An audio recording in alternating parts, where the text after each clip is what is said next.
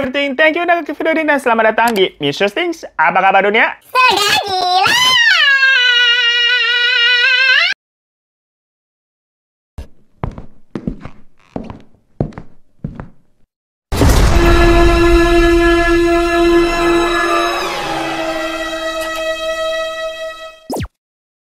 Udah Oktober aja ya? Yang pada nagihin janji Oktober, sabar ya. Ini kita lagi disiapin dulu, lagi cari-cari gitu kan materinya di email. Habis hiburan juga kita bacainnya, banyak banget kalian nih nggak berhenti-berhenti. Alhamdulillah, terima kasih ya. Nah untuk sekarang sih gua belum bisa berjanji. Habisnya kalian juga pada belum subscribe sih, kita lihat nih mau 3 juta nanggung gitu kan. Jadi gimana kalau 3 juta dulu baru ada janji Oktober? Ayo, pressure nggak lo? Ya iyalah, masa gua mulu yang di press gitu kan sampai jadi kayak presto. Tapi ya panas Jakarta bener-bener dah terik banget, kita beneran kayak di presto, iya. Makanya kita pakai mineral dulu ya, biar kulit nggak rusak nih gitu kan di. Aduh, Jakarta panasnya. Pertama kita semprot-semprot dulu. Langsung seger, auto seger, geng. Nah, jadi spraynya tadi emang untuk menghidrasi kulit ya, karena kalau panas-panasan terus kan kulit jadi kering gitu, makanya di spray. Habis itu kita pakai serumnya. Ditambah krim siangnya juga nih buat menghindari UV matahari sama buat tetap melembabkan kulit nih gengs, biar kulit tetap sehat lah, nggak kena polusi, jadinya tuh nggak macem-macem gitu, masalah kulit juga nggak ada, dan pastinya bisa bikin glowing. Nah guys, Miral sekarang lagi ada promo gila, karena kalian bisa dapetin diskon untuk pembelian produk Miral nih seumur hidup diskonnya. Jadi kalian bisa pakai Miral Glossy Series nih sampai kalian tua begitu ya. Gimana caranya? Udah langsung aja cek info di deskripsi di bawah ya. Hai geng, setelah kemarin rame ya, tapi sampai sekarang sih ramainya kasus dari Jessica Myrna yang kembali dibicarakan nih sama orang-orang. Dimana orang jadi berpikir sebenarnya kepemilikan racun cyanida yang nggak pernah didapatkan secara pasti ya, barang buktinya tuh nggak ada ya. Itu tuh gimana sih? Jadi siapa pelakunya? Soalnya di Netflix baru aja tuh ada dokumenter terbaru judulnya Ice Cold yang 1 hari sebelum Netflix tayang kita juga udah upload. Dimana di situ kita ceritain nih flashback runtutan kejadiannya yang surprisingly gue cukup kaget loh, kok ternyata alurnya itu hampir sama dengan Ice Cold. Dimana di awal kan ngomongin kafenya dulu dan manajernya tuh yang bernama Devi. Berasa cenayang gitu kita jadinya. Dan penekanan gue di akhir dengan pertanyaan, kayak emang boleh ya ada seseorang ditangkap tanpa adanya barang bukti yang tidak ditemukan itu bisa? Ya ternyata itu juga menjadi highlight pertanyaan di film dokumenter tersebut. Dan ternyata setelah gue nonton Ice Cold, di sana kan terlihat menitik beratkan ceritanya kepada Jessica yang selama ini sudut pandangnya memang tidak pernah diekspos sama media-media. Dan yang rame adalah di situ kenapa Jessica tidak boleh diwawancara. Ya katanya sih pas gue cerita lagi, emang ada undang-undang mengenai ketentuan semacam apa ya, pertanyaan-pertanyaan yang boleh atau tidaknya dilontarkan kepada napi atau pelaku di dalam penjara, gengs. Dan mungkin memang ada pertanyaan-pertanyaan yang dianggap tidak sesuai dengan ketentuan tersebut. Ya tapi itu jadi menimbulkan apa ya, pertanyaan besar dan kayak opini-opini dari netizen. Kenapa bisa begitu ya? Ya kalau memang ada pertanyaan-pertanyaan yang nggak boleh dilontarkan ya di-skip aja gitu, dilanjutkan dengan pertanyaan-pertanyaan yang boleh dilontarkan. Tapi kan ini nggak langsung dibatasi tuh, bener-bener nggak boleh dihubungi, kan kita jadi pinisirin. Tapi setelah nonton Ice Cold, kalian jadinya gimana, gengs? Apakah mungkin kalian jadi goyah dan berpikir kalau jangan-jangan Jessica bukan pelakunya? Ya seperti yang tadi gue udah bilang, kalau di serial dokumenter Netflix itu menitik beratkan kepada Jessica-nya. Tapi sayangnya memang tidak dirunut tuh. Hal-hal yang terjadi sebelum kejadian sampai di persidangan, itu kan juga udah banyak ceritanya ya, ada kejanggalan-kejanggalan lain juga. Seolah-olah kalau di dokumenter tersebut ini disodorkan kepada penonton, yang penonton ini udah pasti tahu semuanya tentang kasusnya. Tapi kan belum tentu juga maksudnya ya, walaupun kasusnya itu viral banget, tapi ada lah orang yang bener-bener nggak terlalu ngikutin, atau ada yang kayak miss dan lupa. Dimana sebenarnya Myrna sama Jessica itu sempat bertengkar di Australia yang mengakibatkan mereka ini jadi kayak semacam renggang hubungannya. Dan Jessica itu juga pernah magang di dunia medis yang mungkin itu apa ya, menjadi suatu dugaan yang mana hal-hal macam cyanida itu bisa dia dapatkan kalau memang benar ya dia pelakunya. Ya pokoknya kalau kalian belum nonton video ini, nonton ya, seru. Tapi fakta yang ditemukan kalau ternyata di tubuhnya Myrna itu hanya ditemukan sekian 0, berapa gue lupa. Pokoknya dikit banget ya, lebih rendah daripada kandungan cyanida yang ada di apel. Jadi di beberapa buah memang ada kandungan cyanida tapi rendah banget. Nah ternyata di tubuhnya Myrna tuh ditemukannya lebih rendah daripada buah yang harusnya maksudnya tidak berbahaya. Nah itu gue baru tahu loh jujur. Karena kalau berita-berita yang gue ikutin dan gue cari-cari, itu kan katanya di kopinya terdapat kandungan 15 gram yang mana itu gede banget. Yang ternyata kalau benar ada kandungan sebesar itu di dalam sebuah kopi, bisa-bisa satu restoran pada saat itu pingsan semua karena sifatnya cyanida itu menguap. Lah, serunya kita jadi bahas kopi Vietnam lagi, orang mau bahas kasus lain. Karena ternyata nih gengs ya, jauh gitu sebelum ada hebohnya racun cyanida kopi Vietnam ini. Dan misteri siapa pelakunya sama hukum yang dipertanyakan. Ada sebuah kasus yang lebih ribet, lebih drama, yang melibatkan racun juga. Yaitu cerita dari seorang wanita bernama Wiwik Pratiwi. Jadi dulu nih, ada seorang wanita bernama Wiwik Pratiwi yang lahir di Nganjuk, Jawa Timur. Berbeda dengan kasus atau kisahnya Jessica Mirna, di mana dua-duanya ini kan memiliki background dari keluarga yang sangat berkecukupan ya. Kalau hidupnya Wiwik ini bisa dibilang miris, gengs. Wiwik yang merupakan anak ketiga dari 10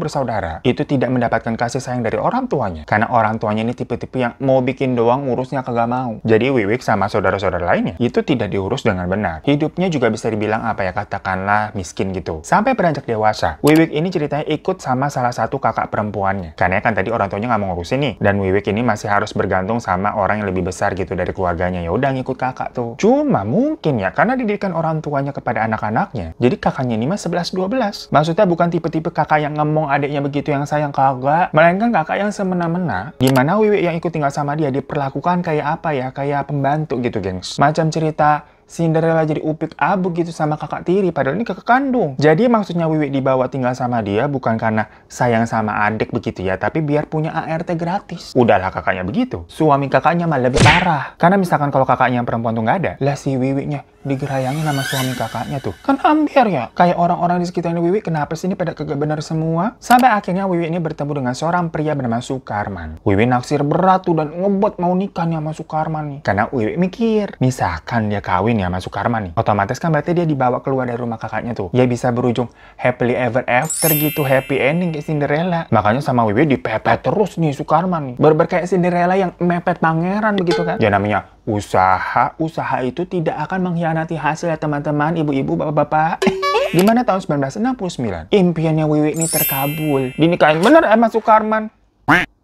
Nggak usah kita bahas ya, lanjut aja. Tapi kebahagiaan Wiwik harus berakhir 7 tahun kemudian. Karena setelahnya, mereka berdua memutuskan untuk bercerai secara baik-baik. Soalnya mereka ini punya seorang anak perempuan bernama Sulistiowati, hasil dari pernikahan mereka berdua. Cuma di sini ya berarti kehidupan Wiwik udah nggak kayak dulu ya maksudnya. Setelah kawin tadi sama Sukarman, dia beneran berubah jadi lebih enak lah hidupnya. Nah, dengan status janda lebih menggoda, di tahun 1981, Wiwik berkenalan dan jatuh cinta untuk kedua kalinya dengan seorang letkol polisi bernama Sony Butar-Butar. Nah, ngeliat nih ada laki-laki berseragam gagah, pangkatnya letkol, ibaratnya banyak duit. Wiwik kelepek-kelepek nih. Dia pengen banget milikin Sony. Cuma ternyata ini nih Mas Sony ini udah punya istri, diem dulu loh. Udah beristri dia. Namun Sony ini gimana pun juga apa ya, seperti laki-laki yang kepincut janda sebelah. Digoda dikit nih, tetep aja dilahap gitu macam sosis so nice. Tinggal hap begitu.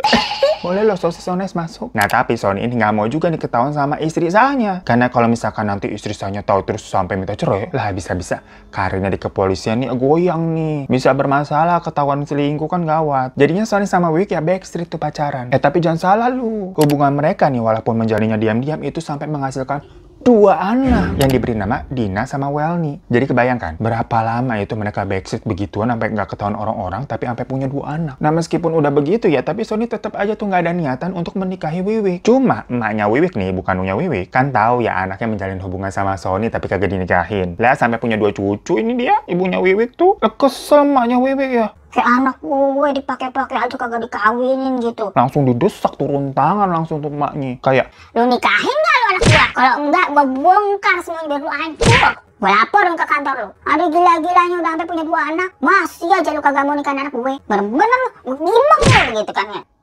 nah, letkol Sonia memang basicnya kan dari awal nggak mau cerai sama istri sahnya ya, karena alasan karir, dan kebetulan mereka ini juga beragama Kristen, yang di sana memang tidak diperbolehkan namanya perceraian. Jadi ya, nggak bisa nikah di gereja juga, karena kan statusnya masih suami orang. Akhirnya Sony ini mengaku beragama Islam, gengs, biar dia bisa ke KUA dan menikahi Wiwik. Kenapa begitu? Karena kalau di Islam, itu kan memang diperbolehkan poligami. Macam Fahri menikahi Maria gitu atas izin dari Aisyah. Bisa ya si Aisyah ya? Lapang bener tuh hatinya gue liat-liat. Macam kolam renang Senayan gitu, gede banget gitu ya. Ngizinin aja suaminya dinikahin cewek lain. Nah, tapi di kasus Sony nih, istri sahnya yang nggak tahu kalau suaminya nikah lagi. Yang mana pernikahannya itu secara sah loh di KUA. Bukan pernikahan siri, nggak. Tercatat di KUA Tanah Abang, Jakarta Pusat. Namun ternyata, walaupun sudah resmi menyandang sebagai suami istri, apalagi statusnya sah ya sebagai istri muda nyonya baru dari Letkol Sony. Sampai Wiwik tuh juga dibeliin rumah tuh di daerah Kebayoran Lama, lu jangan salah lu. Hati-hati sekarang di sana mahal-mahal bener tanahnya, bener dah. Semeternya aja udah berapa tuh Tuhan, mahal bener. Rumah-rumah orang kaya. Udah gitu adik-adiknya Wiwik ini juga kecipratan karena dibantu dimasukin ke kepolisian. Beberapa gitu hampir ada 2 orang tuh adiknya Wiwik sama ya suami barunya Letkol Sony. Nah cuma setelah menikah nih, Letkol Sony tuh menjadi lebih galak. Dan katanya nggak pernah ngasih duit belanja. Karena mungkin tahu ketahuan istri kali ya gitu kan, pengeluarannya kok berkurang gitu. Kemana kamu? Jadi kalau ngasih duit nih, mepet banget sama kebutuhan. Ya masalahnya Wiwik ini kan punya 2 plus 1 anak. Yang 2 ini emang anaknya Sony, yang 1 lagi dari pernikahan sebelumnya karena masuk Sukarman. Ditambah ternyata Sony ini juga nitipin 2 keponakannya untuk tinggal bersama Wiwik di Kebayoran Lama. Tapi duit buat ngurusin mereka semua kagak dikasih sama Letkol Sony. Lah kan agak lain ya gengsi ya. Gilanya lagi, Wiwik yang terus-terusan nyerocos gitu kan, minta uang gitu, malah disuruh kerja sendiri. Kayak, udah kerja aja sana lo di bar, biar punya penghasilan sendiri gitu, nggak nyusahin gua mulu. Lah, bisa begitu. Ada gila-gilanya ya. Apalagi akhirnya saat dimana Letkol Sony ini dipindah tugaskan ke Timur Timur. Dulu namanya Timur Timur, sekarang Timor Leste tuh, tempatnya Om Rahul. Rahul Emo, suaminya Krisdayanti, pakai nanya Rahul siapa, dikira Rahul Angeli gitu, kucuk-kucuk kotahi lah, jadul banget. Lah maksudnya kan sampai ke sana ya, jauh dari Kebayoran Lama kan nih lokasinya ya. Misalkan kemana, ke Bekasi aja udah pegel, berasa pergi ke antariksa gitu kan kalau naik motor. Ini lagi ke Timur Timur. Wiwik jadinya berasa LDR. Komunikasi pada tahun segitu mereka jadinya apa ya, kontak-kontakan lewat surat doang gitu ditulis. Udahlah berarti kan merasa materi duitnya tidak terpenuhi. Masalah biologis pun nihil karena lakinya di Timur Timur. Wiwik yang kesepian bertemu dengan seorang pria bernama Marhenis Abdul Hai. Mereka ketemuan di sebuah bar tempat Wiwik bekerja. Karena bener akhirnya ya udah Wiwik beneran bekerja tuh di bar kan, disuruh sama lakinya biar punya penghasilan. Nah pas kenalan nih Marhenis ternyata adalah pria asal Sumatera Barat yang bekerja sebagai dosen di UPN Veteran atau itu Universitas Pembangunan Nasional ya, sekaligus juga pembantu rektor 1. Jadi namanya dosen mah image-nya berarti pinter ya. Selain itu Marhenis juga sering nulis gitu, rajin buat buku, nerbitin udah lebih dari 10 buku, macam-macam, ada tentang akuntansi, hukum pajak, hukum dagang, perbankan ya, pokoknya yang berat-berat begitulah. Ya buat lu yang bacanya apa bobo sama Crayon Shinchan mah kagak relate, udah kagak usah baca-baca begituan, pusing ntar otak lu.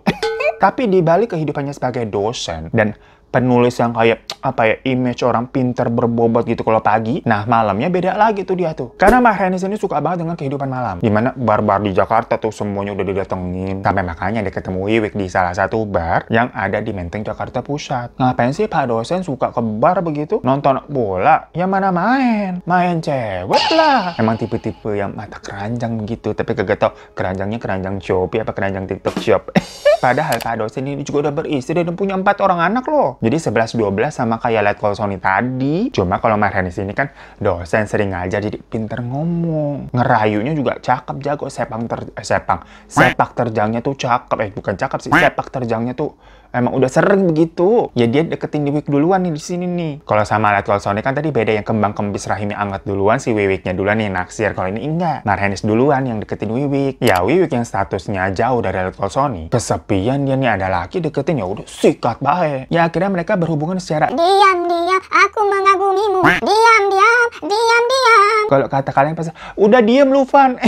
Ini galak bener sih lu pada sama gua. Tapi gilanya ya, secara diam-diam lagi nih, kita nggak nyanyi, beneran diam-diam. Pak dosen ini akhirnya menikahi Wiwik secara siri tanpa diketahui sama istri sahnya. Jadinya kan berarti disebutnya apa ya, dia poligami ya. Nah tapi Wiwik juga poliandro jatuhnya. Kan dia masih sah menjadi istrinya Letkol Sony. Repot kan, bener kan ceritanya? Nah karena ternyata Pak dosen ini itu hyper banget, gengs. Nah sebelumnya kan emang udah suka kembar gitu kan, nemplok sini gitu nyari AWW. Dan kalau berhubungan sama Wiwik ini, Pak dosen selalu mau beberapa ronde, nggak mau dia 1 ronde doang. Apa?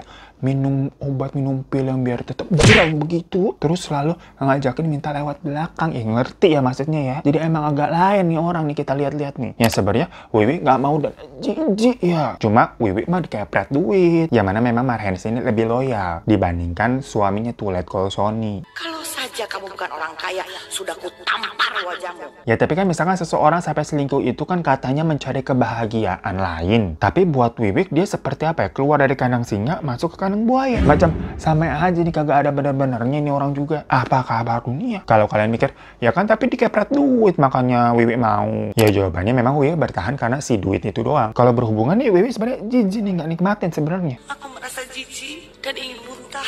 kalau lama-lama melihatmu. Karena selama pernikahan diam-diamnya itu, Wiwi udah sampai 11 kali gugurin hamil, menggugurkan kandungannya. Jadi awalnya 5 kali nih di dokter, tapi setelahnya kayak dirasa-rasa mahal kalau di dokter. Makanya 6 kali selanjutnya tuh kan 11 kali. Itu di dukun pijet, gengs. Jadi dipijit-pijit tuh perutnya tuh. Lalu bayangin 11 kali dikuret gitu. Apa nggak mules kita aja dengarnya ngilu. Ini kondisi Wiwi ibaratnya tubuhnya jadi rusak ya. Dia harus sampai pakai korset dan kalau jalan juga apa ya? Ngilu-ngilu gitu deh, ngebayanginnya kita nggak mau karena ujung-ujungnya nggak kuat. Wiwi minta cerai tuh kepada dosen tuh. Marhenis nih malah ngancam-ngancam kayak gue bilangin nanti ke suami lu tuh ke let call Sony. Pokoknya nanti hidup lu gue bikin hancur gitu, yang membuat memang si Wiwi jadi takut nih. Jadi sebel banget si Wiwi jadinya masih dosen. Habisnya ya udah nggak mau diceraiin nih. Si pak dosen yang emang basicnya kan hyper, tahu-tahu dia menghamili mahasiswinya sendiri, dan mahasiswinya itu juga sama disuruh gugur itu. Terus dikasih uang tutup mulut 150.000. Ya mungkin pada zaman itu 150.000 besar ya, kayak di sini mungkin sekarang nominal 15 juta kali ya. Tapi kan serem banget kalau punya modelan dosen kayak gitu tuh. Karena abis kejadian tersebut, bukannya tobat atau apa ya, jadi takut ya. Misalkan karir dosen ini bisa terancam, makin jadi dong dia, gengs. Para mahasiswinya nih, pada diajak ke hotel. Dengan iming-iming nanti nilainya dibagusin dan dilulusin. Nah, Wiwi ya sebenarnya juga udah tahu semua itu cuma bisa geleng-geleng doang. Dia tutup mata aja lah masa bodoh, kagak kenal juga nih sama cewek-ceweknya kan. Tapi sampai ada kejadian di mana Wiwi ini bener nggak bisa toleransi lagi, bener naik pitam. Karena ternyata anak pertamanya Wiwi yang bernama Sulistiawati tadi, waktu itu udah umurnya 18 tahun. Nah, itu digoda dirayu juga tuh sama si dosen satu tuh. Bener kayak nggak bisa ngeliat cewek kayaknya nih laki ya. Bawaannya nafsu aja gitu, heran gua. Pikirannya cuma kue apem doang. Ya untungnya Sulistiawati ini bukan cewek-cewek lemah yang hodop begitu ya. Dia dirayu nih sama suami gelap emaknya, kagak mau. Ya cuma karena itu, Wiwi ini udah beberapa kayak muak banget nih sama suami gelapnya nih. Dia berpikiran mau memberikan pelajaran ke dosen satu ini. Biasanya kan pak dosen yang mengajar nih, sekarang saya kasih pelajaran lupa. Di situ Wiwi curhat nih sama dua adiknya yang pada udah jadi polisi. Waktu itu kan pernah dimasukin sama Let Colson itu, inget ya? Dua adiknya itu namanya yang satu Serda Sabto Prasetyo sama dua Serda Sharena Siswoyo. Mereka kayak rembukan tuh di rumah Kebayoran Lama, di rumahnya Wiwi. Wiwi bilang, saya mau melenyapkan pak dosen, dan menyuruh dua adiknya itu buat ngedor begitu maksudnya ya. Ya polisi kan punya pistol, tapi kata dua adiknya terlalu beresiko karena selain bisa mengancam karir mereka di kepolisian, barang buktinya akan terlalu jelas gitu, di mana orang ketembak ya ada pelurunya nanti dicari. Makanya udah diracun aja lah, pakai racun tikus. Wiwi yang dengar begitu langsung setuju. Akhirnya Wiwi minta tolong sama seorang kenalannya bernama Mahmud untuk dicarikan rumah kontrakan buat nanti mereka nih melancarkan aksinya. Karena misalkan kalau mau melakukan di rumahnya sendiri di Kebayoran Lama itu kan ada anak-anaknya Wiwi sama tadi keponakannya Let Call Sony ya. Akhirnya dapet nih sebuah rumah kontrakan di kawasan Bambu Apus Ciracas, Jakarta Timur dengan harga sewanya 25.000. Ya lagi-lagi nih zaman dulu. Kalau zaman sekarang nyewa kamar di Oyo sama Red Door saja berapa tuh? 150.000. Tahu-tahuan kita, maksudnya kan buat staycation begitu ya. Nah, akhirnya di tanggal 20 September 1987, Wiwi ini di awal datang ke kampus buat mengajak pak dosen ke rumah sewaan tersebut. Ya udah, habis ngajar mereka ke sana tuh naik mobilnya pak dosen. Sampai sana udah ada tadi tuh Siswoyo sama Sabto. Ya cuman kan Marhenis tahu itu adik-adiknya Wiwi ya, jadi biasa aja. Karena memang Wiwi ini bilang rumahnya ini baru dibeli sama suaminya Let Call Sony. Terus kayak mau selamatan aja rumah baru nih, kita jadi bisa kongko-kongko di sini rame-rame. Ya pak dosen mah iya aja. Nah malamnya Wiwi ini menyuruh Sabto sama Siswoyo untuk beli kopi. Yang sebenarnya itu adalah semacam kode, gengs. Jadi kata kuncinya kayak beli kopi gih. Nah berarti itu ayo mulai aksinya gitu maksudnya. Sabto sama Siswoyo udah paham, ya udah mereka keluar. Jadi mereka nih mengamati nih dari luar gitu kan, memastikan gak ada orang tuh yang masuk ke rumah. Nah di dalam rumah Wiwi ini melancarkan aksinya. Dia merayu tuh si suami gelapnya, melayani pak dosen lah pokoknya. Sampai disuapin tuh makanan gitu kan, udah kayak pengantin baru suap-suapan. Yang padahal mah makanannya udah dicampur sama racun tikus. Ya Marhenis langsung kejang-kejang. Di situ Mahmud yang tadi nyewain rumah itu masuk ke dalam terus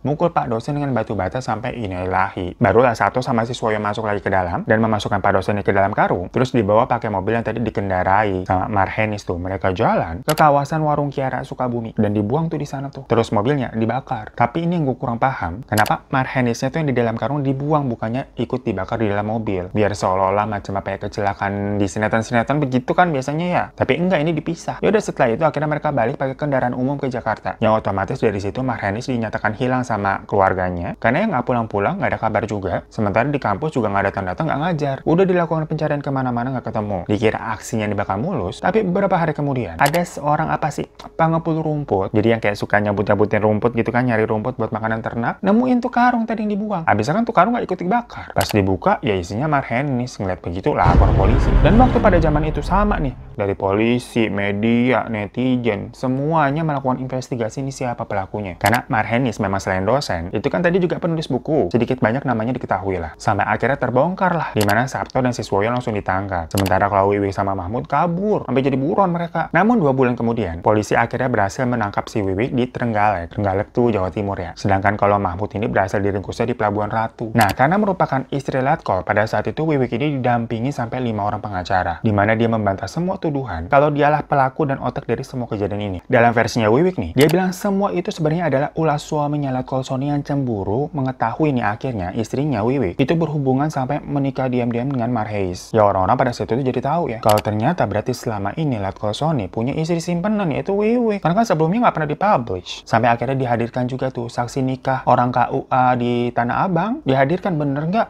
Wiwik ini nikah sama Letkol Sony? Iya bener. Dan dibilang Sabto sama siswoyo tuh disuruh sama seniornya yaitu Letkol Sony, karena kan dimasukin sama Letkol Sony. Tapi diceritakan dibuat seolah-olah yang nyuruh itu Wiwi. Cuman ujung-ujungnya nih, versi cerita dari Wiwi tadi dianggap semacam cerita Wattpad doang sama hakim, alias halu-halu karangan sendiri. Karena Wiwi nggak bisa membuktikan keterlibatannya Letkol Sony pada saat kejadian tuh gimana. Kan orangnya ada di Timor-Timor. Malahan waktu itu suami Wiwi yang pertama, Sukarman, itu juga memberikan kesaksian kalau katanya waktu menikah si Wiwi ini itu hyper banget, nggak bisa sama satu laki-laki doang. Dimana Wiwi ini sering main diem-diem sama teman-temannya Sukarman yang membuat dia marah dan akhirnya bercerai. Ujung-ujungnya Wiwi ini dijatuhi hukuman penjara 20 tahun yang sama kayak Jessica. Karena dianggap sebagai otak kejahatan terhadap suaminya, suami gelapnya, suami siri ya, Marhenis Abdul Hai itu sang dosen. Namun di situ Wiwi merasa pengadilan ini katanya nggak adil, di mana pembelaan atau ceritanya sama sekali nggak digubris dan tidak dicari tahu kebenarannya itu gimana. Ya macam Jessica Wongso, geng. Soalnya suaminya nih, Letkol Sony, itu tidak dihadirkan dalam persidangan, nggak tahu kenapa alasannya. Semua dianggap karena si Wiwi ini dianggap bohong gitu. Tapi kan maksudnya dibuktiin dulu nih, bohongnya bagaimana, dihadirkan dulu, ini enggak. Dan ada sebuah plot twist, di mana istri sah dari Marhenis mengatakan kalau dia memang tidak tahu nih, ternyata selama ini suaminya telah menikah diam-diam dengan Wiwi. Tapi istrinya Marhenis yang bernama Fahmida itu yakin kalau Wiwi ini katanya tidak bersalah, di mana yang melakukan itu adalah oknum yang memang tidak suka dengan Pak dosen. Karena beberapa bulan sebelum kejadian, suaminya Marhenis nih memang sedang bersiteru dengan oknum-oknum yang mana Marhenis ini mau membongkar kecurangan yang terjadi di Universitas UPN tempat dia mengajar. Nah, jadi yang benar yang mana? Makanya mirip-mirip kasus Jessica Mirna kan, pelakunya siapa gitu kan? Apa kabar dunia?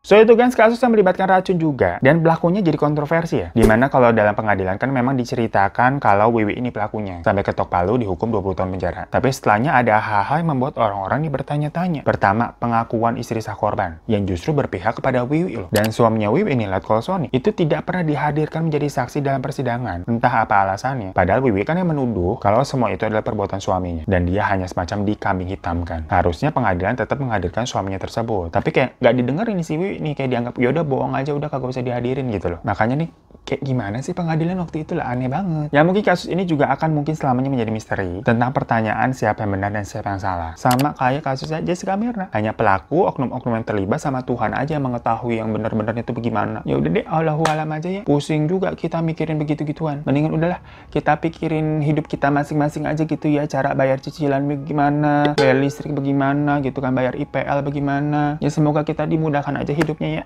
Terima kasih untuk nonton. Boleh bantu-bantu subscribe di bawah buat yang belum. Kalau udah, terima kasih banyak. Minta like ya juga, dan sampai jumpa lagi di kasus mistis selanjutnya. Assalamualaikum.